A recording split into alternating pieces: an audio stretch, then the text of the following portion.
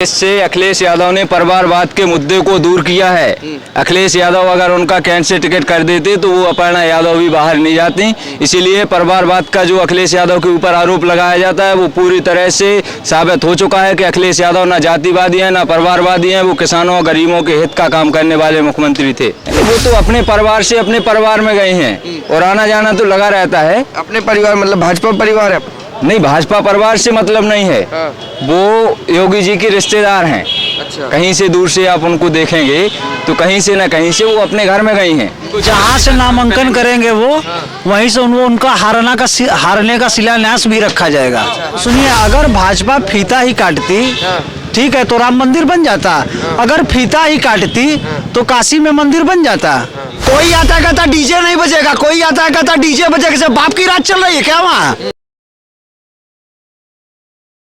तो एक बार फिर से बात करने के लिए हमारे साथ कुछ और लोग मौजूद हैं, तो आइए जानते हैं कि इस बार यूपी में क्या हाल है।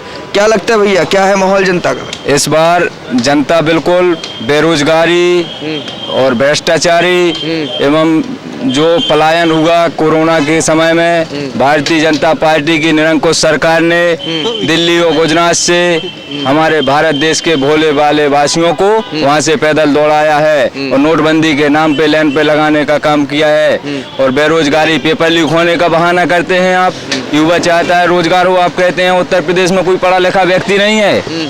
अरे भाई, पढ़े लिखे व्यक्ति तो हैं लेकिन उनकी पहचान करने वाला मुख्यमंत्री नहीं है हमारे देश में। हमको अपने प्रदेश में अखिलेश यादव जैसा पढ़ा लिखा नौजवान युवा गरीब किसानों को मसीहा की सरकार चाहते हैं सभी नौजवान। अच्छा, क्या लगता है भैया इस बार वोट जाति पर पड़ेगा, धर्म पर पड़ेगा या फिर विकास पर? विकास पर वोट पड़ेगा। जाति और धर्म पर कहाँ वोट? जाति धर्म से क्या होगा? शिक्षा कहाँ जा रही है? स्कूल बंद चल रहे हैं, सभी बेरोजगार फिर रहे हैं, किसान बर्बाद फिर रहा है। ओलावृष्टि हो गई बुंदेलखंड में, वहाँ का कोई पैसा नहीं अभी तक योगी जी वो कर पाए डाल पाए किसानों को। मवेशी परेशान कर रहे हैं किसानों को, किसानों की कोई सुन नहीं रहा है। क्या लगता है भैया, क्या इस बार जनता की क्या मांगे हैं? जनता की क्या मांगे हैं? वो अखिलेश सरकार की मांग है हमारी। तो करेंगे क्या अखिलेश सरकार? क्या करेंगे? विकास करेंगे, काम करेंगे। वो किया भी है। अभी नहीं हुआ? नहीं, अभी क्या हुआ है बताइए? स्टूडेंट, बेरोजगार, किसान सब परेशान तो है, लाइन में लगे हैं सब। ये लॉकडाउन के समय जो बसें आज इनने अपने रैलियों में लगाई हैं सरकारी, अगर लॉकडाउन के समय वो बसें लगाई जाती तो काफ़ी लोगों की जो मर गए उनकी जानें बचती। अच्छा भैया, आप लोग अगर समाजवादी पार्टी के समर्थक हैं तो खुश तो बड़े हुए होंगे कि नेता मंत्री विधायक सब आपकी तरफ कई भाजपा के आ गए, लेकिन अपर्णा यादव आपके घर की ही हैं लेकिन चली गई। क्या मानते हैं, कैसे देखते हैं? इससे अखिलेश यादव ने परिवारवाद के मुद्दे को दूर किया है।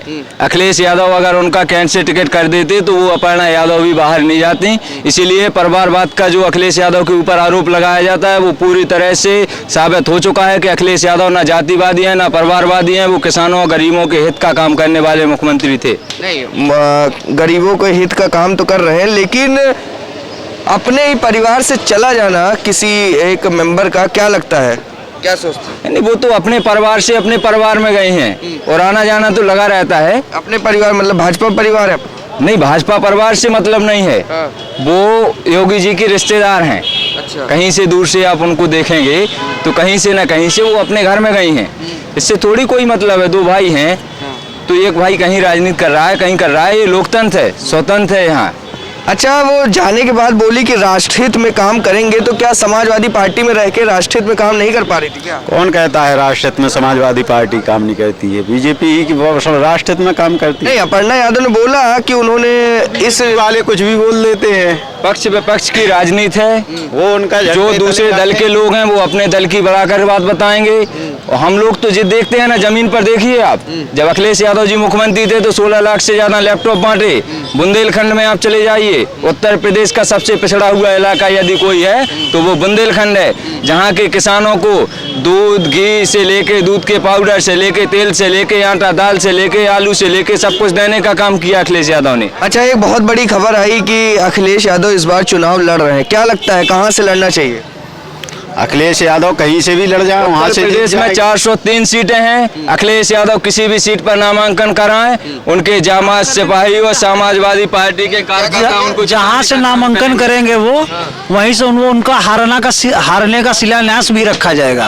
हारना तय है। हारना उनको तय है। उत्तर प्रदेश सरकार में पिछली सरकार जो इनकी थी, जिस तरीके से उन्होंने काम किया है, जिस तरीके से विकास किया है, वो सब केवल जो लोग कहते हैं, कोई कहता है दिख रहा है, कोई कहता है लगातार ये लोग लगातार बोल रहे हैं कि फीता काटने वाली सरकार है भाजपा। क्या भाजपा, सुनिए, अगर भाजपा फीता ही काटती, ठीक है, तो राम मंदिर बन जाता। अगर फीता ही काटती तो काशी में मंदिर बन जाता। अच्छा, राम मंदिर कोर्ट का निर्णय है, तो बार बार आप लोग ये क्यों करते हैं कि भाजपा ने बनवाया? ऐसा क्यों? ये तो कोर्ट का निर्णय, देखिए, कोर्ट का निर्णय है। ये सुनिए देखिए, पहले सुनिए, जब सपा सरकार थी, भाई साहब, सपा सरकार थी, हम गांव से आते हैं, देहाती हैं। कहाँ से है? हम भदोही जिला से हैं, एकदम गांव से हैं, एकदम शुद्ध गांव से। हमने गांव में टहल के देखा, और मैं मायावती जी की सरकार में था, अखिलेश जी की सरकार में भी देखा, और योगी जी की सरकार में देखा। कानून व्यवस्था एकदम डैमेज, बेरोजगारी कोई नहीं दूर कर। 17 से पहले? हाँ, 17 से पहले भी, और 17 की बाद भी थोड़ा बहुत है। हम ये नहीं कहेंगे कि भाजपा बहुत साफ पाक है, योगी जी बहुत ईमानदार आदमी है, ऐसा कुछ नहीं। हम भी RSS के कार्यकर्ता हैं, हमको पता है, वो भी वैसे हैं। लेकिन जो स्थिति योगी जी की है और अखिलेश जी की, अखिलेश जी माइनस में है, योगी जी प्लस में है। अखिलेश जी अपनी सीट निकाल लें, यही उनके लिए बहुत बड़ी वीरता होगी। क्या लगता है इस बार भाजपा कितनी सीट ला रही है? भाजपा देखो, ये तो जनता तय करेगी ना। ये खड़ा या पार्टी का कोई कार्यकर्ता नहीं तय कर सकता। ये गांव में रहने वाला किसान तय करेगा और नौजवान तय करेगा। आपने कहा गांव देहात से तय करेगा अखिलेश यादव उत्तर प्रदेश में सरकार। आप बोल रहे हैं गांव देहात से आते हैं, एकदम पार्टी से हट के बताइएगा कि गांव देहात में जो किसान है वो इस बार किसकी तरफ झुक रहा है? इस बार भाजपा के साथ है। भाजपा के छोटे किसान है, जो छोटे किसान है, जैसे 15 बीघे के अंदर वाले हैं, जो वो अखिलेश यादव के, उनके वो 15 बीघे के अंदर वाले जो हैं वो भाजपा के साथ है, और जो 15 बीघे के ऊपर हैं वो सब जो है अन्य पार्टी में भागेंगे, वो जिसमें चले जाएं। लाल बेला सब चढ़ गए खेत। लाइए, मेरे पास एक बिस्सा जमीन नहीं है, हम जौनपुर से आए हुए हैं अपने भाई का मेडिकल कराने के लिए। कल साइड नहीं चली, इसलिए आज रुकना पड़ा, अब जा रहे हैं आप। लेकिन मेरे पास एक बिस्से जमीन नहीं, मैं 1000 वोट दिलाने का चैलेंज रखता हूँ समाजवादी की पार्टी में। क्या अच्छा लगता है समाजवादी जी? क्या सबसे अच्छा क्या लग रहा है समाजवादी पार्टी? इनके राज में, शब्द के ताली पहले मेरी उठी, शब्द मजबूत। इनकी राज में जो है, एक सिर्फ यही ये लोग काम किए, मंदिर मस्जिद का मुद्दा, ना कोई विकास का मुद्दा इनके पास हुआ, ना कोई विकास हुआ।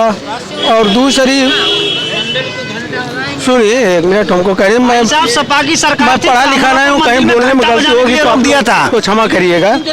कौन है आप? सुनिए, सपा ने मंदिर में घंटा बजाने से रोक दिया था। क्या बात कर रहे हैं आप? वर्तमान की सरकार ने कम से कम ये तो घंटा तो बजवा रहा है, भाजपा आने के बाद घंटा तो बज रहा है। जिले में अंधकार पार्टी की कोई एक पंडित ब्राह्मण बात रहा, कोई एक पंडित जाके और किसी पार्टी में खड़ा हो जाए, बड़ा नेता, और कहते मैं सभी ब्राह्मणों का संपर्क। कौन है वो? बुलाओ, थोड़ा हमसे बात तो करो। ये केवल नौटंकी दिखाने के लिए है। खुल रहो तो जिसके साथ खुल के रहो, नहीं रहो तो मत रहो। कोई आता कहता डीजे नहीं बजेगा, कोई आता कहता डीजे बजेगा। बाप की रात चल रही है क्या वहाँ? केवल अपनी कुर्सी के लिए ब्राह्मणों को लड़ा दो, क्षत्रियों को लड़ा दो, और फिर यादवों को लड़ा दो। कौन लड़ा रहा सबसे ज्यादा? सबसे ज्यादा सपा, सबसे ज्यादा सपा लड़ाई है, उसके बाद भाजपा लड़ाई है।